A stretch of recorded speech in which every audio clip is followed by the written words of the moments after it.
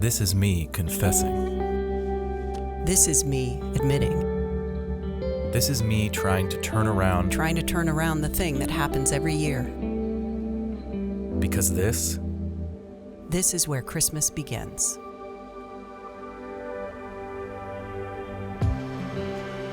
Dear Christmas, it's not you, it's me. Every year you come around. And every year I hope that I'll have peace and joy and wonder. Every year I place my hope in the gifts you ask me to buy, but I still feel empty. Every year I chase after the seasonal traditions you bring, but I never catch up.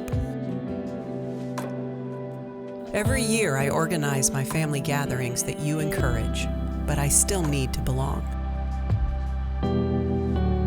They're all good things, I know, but they're not the best things. So maybe this is where I go back. Maybe this is where I go back to where it all really begins. It begins with a timeless story that happened in real time. It begins with a baby boy, born to a humble couple, announced by a proclamation from heavenly angels to lowly shepherds. It begins with the word that dwells among us and becomes the lamb that dies for us. You are God with us. You are God for us. And you are God refusing to abandon us. So Christmas, you're here, but I'm here too. Tired, but wide awake. Wide awake. To you. To this. To all of it. Because this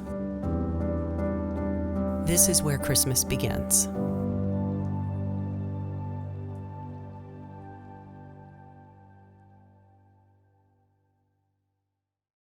Merry Christmas. Nothing like sitting out in the sun on a 90-degree day next to a fire. But I always kind of wanted to do this since I've gotten here. Have the opportunity to just wish you a Merry Christmas in a very different way.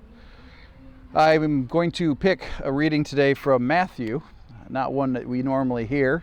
We only have in our scriptures two places where it's talked about the birth of Jesus in any detail, and that's Gospel of Matthew, which has a tendency to focus on Joseph and Mary a little bit, Joseph more than Mary, and then of course the one that we're familiar with, which we heard last night at the traditional services, the Luke story, which is a lot, mostly about Mary and the birth of Jesus, also containing Elizabeth and Zechariah, but those are two kind of outside characters. I'm going to read to you from, again, Matthew, these words.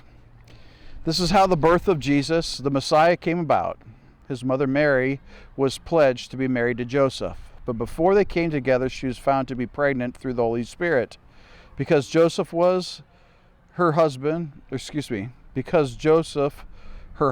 faithful to the law and did not yet want to expose her publicly to disgrace, he had in mind to divorce her quietly. But after he had considered this, an angel of the Lord appeared to him in a dream and said, Joseph, son of David, do not be afraid to take Mary home as your wife, because what is conceived in her is from the Holy Spirit. She will give birth to a son, and you will give him the name Jesus, because he will save his people from their sins. All this took place to fulfill what the Lord had said through the prophet. The virgin will conceive and give birth to a son, and they will call him Emmanuel, which means God with us.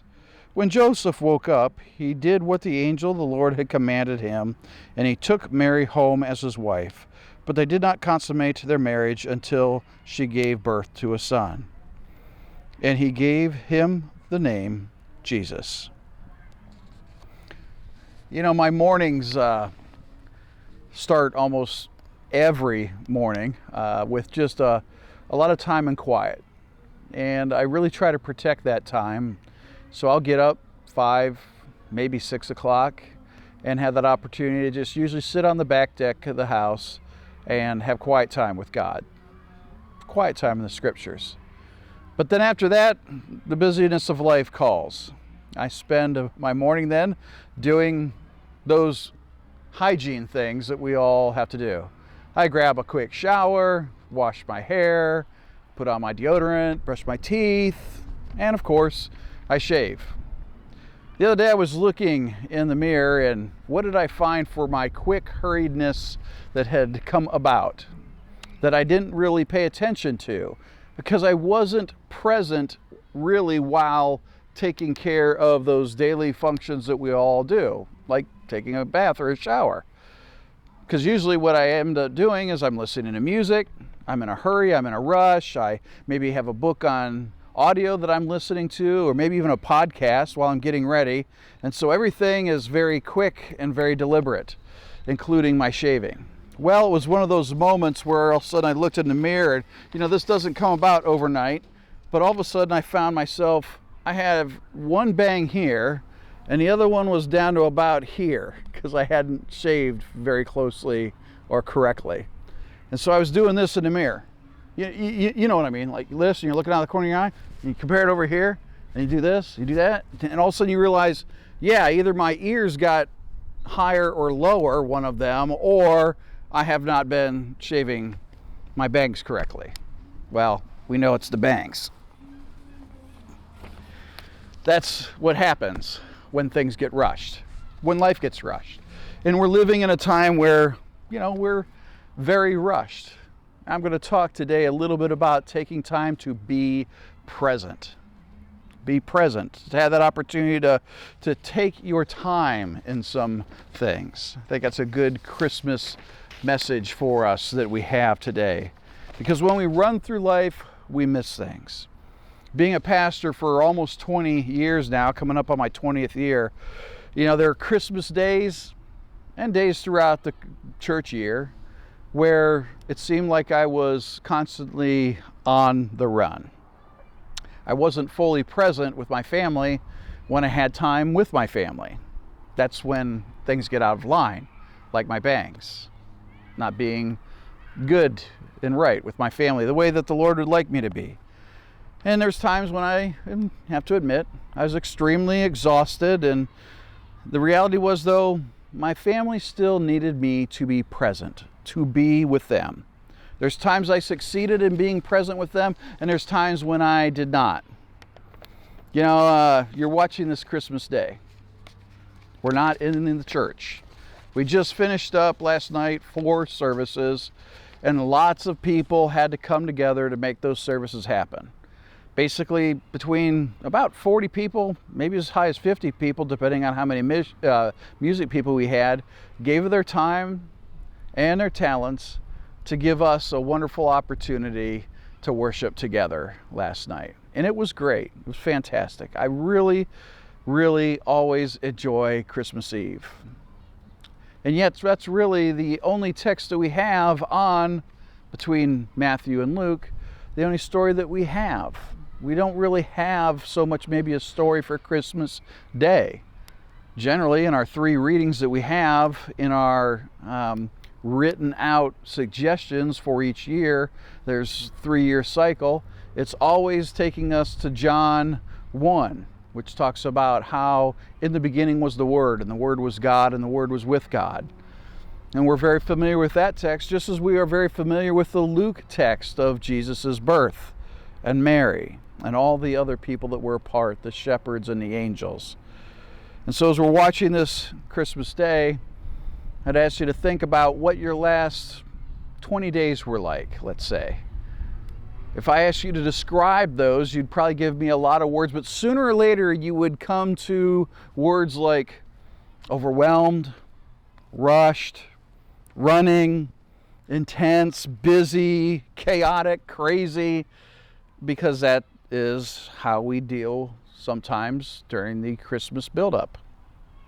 Maybe we should take a cue from Joseph in his story and what he has given us today that has been recorded by the work of the Holy Spirit through Matthew. Joseph was all wrapped up. He was living and getting ready for just life with a new wife, an opportunity to be betrothed and to celebrate soon that marriage feast that was part of the tradition where she'd be brought to him and he would take her into his home. And notice how in every story where the angel comes into the picture in Luke, it's the angel comes while Mary's awake and interrupts her day. The angel comes to Zechariah when he's in the middle of performing his priestly duties during the day. But for Joseph, he comes to Joseph when Joseph is asleep. And as Joseph is asleep, he gives him a dream. I sometimes wonder if maybe Joseph was running so hard, his life was so busy that this was the only time that the angel could kind of tap him on the shoulder and get his attention. That's probably not the case, but it's an interesting to think about. And when I go to heaven, I guess I'll know the answer to that. But regardless of that, what we see is a little different encounter here with Joseph and the angel, because he comes to him in a dream. And he says, don't be afraid. God has this. And I just want you, Joseph, to be present. Be a part of Mary's life. Be a part of the unborn child, a part of Jesus's life. Be his father. Be Mary's husband. And Joseph changes. Instead of putting her away quietly so that no one would know, not to embarrass her, he is present. Present as a parent, present as a spouse, and the way we all should be. He doesn't worry about the fancy wedding anymore, but he takes Mary immediately into his home as his wife. And in doing so, he takes the unborn child, Jesus, into his life and into his home as well. And the time comes to travel to Bethlehem. Joseph is present. He leads the way. He takes Mary to the place of his birth, the place of his family, where they were known to be for the census. When it came time for Mary and Joseph to have Jesus circumcised, who led the way? Joseph did. Joseph took control of that situation, and he was present. When it came time for Mary to be presented to the priests in the temple and for Jesus to be consecrated as the firstborn son, who led the way? Joseph did. He was present when Joseph was told to wake up in a dream once again, and this time to take Mary and Joseph into Egypt. Jesus, a little child, going to make that long trip. Mary, long trip into Egypt. Who led the way? Joseph. Who was present? Joseph. He was present in their life. And when it was time to come out of Egypt and to settle back into the Nazareth, who led the way? Joseph.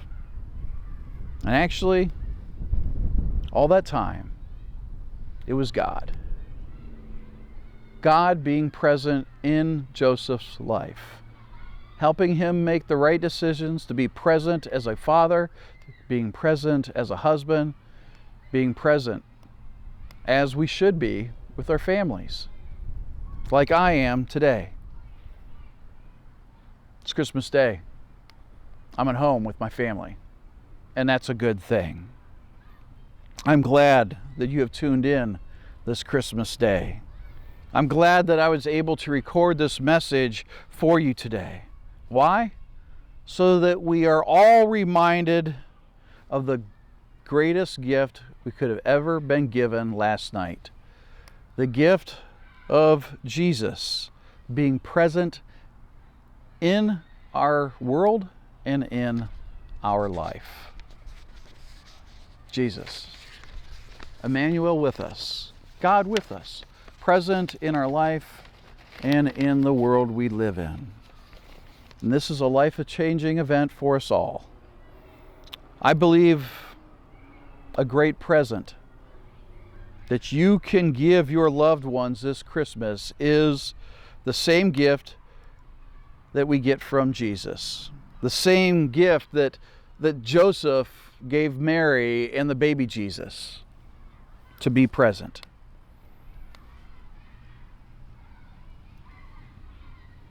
This isn't about gifts. This isn't about physical receiving of goods or food. What is it? It's a gift of presence, to be with, to show love, to give of your time, to know that there's days that, yes, you work hard. Maybe it was like me and so many others last night during the Christmas Eve service, that we worked very hard and we're tired today. And maybe you, in your job, were working yesterday as well. And today on Christmas, you're a little tired. And boy, it'd be great to just kind of sleep the day away. But let me encourage you to be present. Be present with your family. Be present with your loved ones. Don't sleep the day and the moment away. Push back on that temptation. Instead, go and be present with your loved ones. Turn on Joy FM. Listen to some Christian Christmas music. Exchange gifts. Share some food with one another. Go to your neighbors. Go to your grandparents. Go to your parents. Whatever is a part of your tradition, celebrate that. Be present with one another as Christ is present with you, always. Maybe your tradition, maybe it'll even take you to the beach on Christmas Day.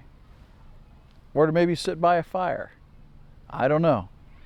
But you have your things. Celebrate them. Enjoy them. And thank Jesus for them and His presence as part of your life and a part of the life of all of your loved ones. Thank you for allowing me and all those who work so hard to bring just an excellent array of 4 Christmas Eve services the opportunity to be present with our families this day. And we'll see you Sunday. Oh, wait, that's tomorrow. God bless. Merry Christmas. Go in peace.